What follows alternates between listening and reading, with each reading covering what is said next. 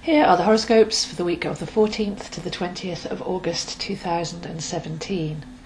So we begin with Mercury turning retrograde. This is on top of Uranus turning retrograde as well, so we have the processing mind and the higher mind both turning inwards.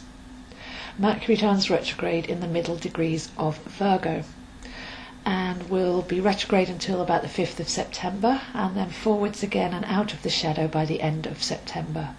So we're walking on an inner journey here. Virgo is the Hermit card in Tarot, so we're taking our light and we're taking it within, we're taking that inquisitive mind, exploring our inner thought realms, our inner inspiration. Many people don't like Mercury retrograde, but in this case I feel that it's a bit of an easier one because the rational mind and Mercury and Virgo work very well together, but all we have to do is go to the other end of the axis, which is Pisces. So we're going in to explore our subconscious thoughts and feelings. It's very hard to lay a course forwards with Mercury retrograde because nothing goes to plan.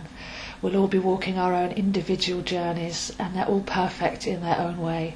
So the best question, especially with Virgo and Mercury, is what am I learning here? What did I want to learn from this? Rather than getting upset that things aren't going as your conscious will would want them to, but just surrender to the fact that you've chosen to go on this journey and almost look around in awe and wonder as if you're in a film, experiencing every moment as unique rather than part of some sort of rigid time continuum. So we get to revise reality. That's going to be the theme of it, where we've been deluding ourselves, where we've been holding on to false dreams and storylines that we've wanted to be true but maybe aren't. So reality and fantasy meet in this retrograde as we turn inwards to have a look at what is true on the inside and where we're creating from. So diving into that Piscean realm, we're looking at our natural vibration. Anything that's repressed in there, anything that wants to come up, will be a healing process. Pisces is a very healing place. We can look at our needs, especially needs regarding others, and we can embrace and amplify our true vibration and have a look at what our soul is calling in when we turn off the rational mind. So this journey takes us all the way through to the middle of September and then slowly starts to fade. But we've had phase one, so whatever's come up, especially through July and the beginning of August, because the retrograde seems to come in really early these days. I don't know if you've noticed, anybody that watches these things, but we seem to kind of get the Mercury retrograde feeling earlier and earlier each year. So the whole of July and into August, things have come up for inspection. We've tried to inspect them with the clear, rational, logical brain and probably come to some conclusions according to what we think. But now we get to see how that works when we switch that side of ourselves off and go into the feeling realm and see what's actually feeling true rather than what we're trying to believe. These phases do take a lot of adjustment because we get into a pattern, and Mercury in Virgo loves a pattern. So we plot a course forward according to what we're thinking and what we're planning and what we're hoping and what we see as reality. But some of that can fall away now, which is a bit discombobulating, but at the same time just go into that sensual realm, act upon what feels right, trust your intuition and start to engage more with your imagination and your cellular intelligence. Let that be your compass, as we're not necessarily trying to go anywhere, but that can still be your compass as to what feels right and what feels wrong. Maybe we've built up beliefs and external structures on what we thought has always been true, but maybe things change. Maybe something was true, but it's changed format, and we need to make those necessary adjustments so that we don't keep holding on to an old idea or an old modality. So surrender and trust really is the echo of this Mercury retrograde phase as we go inwards voluntarily, self-lit and curious to see what's going on the inside and bring it to light. There's a couple of other things going on as well around the Mercury retrograde. Like I say, Uranus is retrograde. So that's our independence, that's our vision. When Uranus goes retrograde for 5 to 6 months every year, we take that vision inwards. Uranus is in Aries, so that's to do with the independent spiritual warrior, the one who knows, the one who stands tall.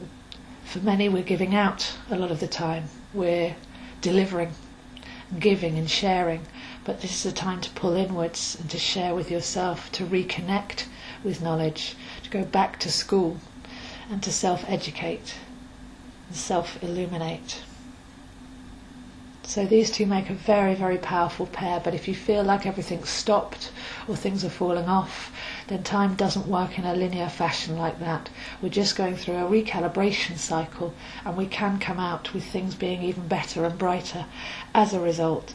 So it's to engage with this and to know that time works in necessary cycles and everything's happening for a reason.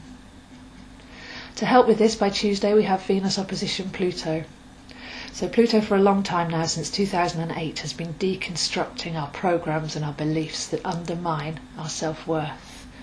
We should already feel stronger foundations and deeper roots, because this has been going on for a while. But Pluto opposition Venus, Venus has been deprogramming our feelings that are interfering with our self-acceptance. So if you look at them as a pair like that, opposite each other, then where are your feelings undermining you? Where is your emotional conditioning untrue? Where are you trying to stand on shaky ground? Because Pluto will show you that. Venus will help you dissolve. Venus is in Cancer, so it can dissolve any unnecessary feelings or programming, or again, wants and needs, external validation that we're seeking from others, or feelings about ourselves that are less than we are.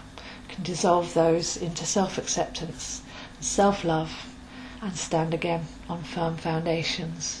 So this is a short-lived aspect, but I feel it works very well with the beginning of the journey that we're going on with Mercury retrograde. So we're learning to let go of attachment, and this has been a theme over the last 2 years with all of the retrogrades. And this continues now. What are we holding on to? Where are we holding on too tight? How can we let go and flow? And what does it feel like to trust? These are questions that will be prime over the next couple of weeks. By Thursday, Venus squares Jupiter, so there's a balance to be found here. If we've felt unbalanced throughout the whole week, then squares are wonderful things, because although they feel contentious at first, can actually bring the 2 points together. So I feel that this is a balance between reality and desire.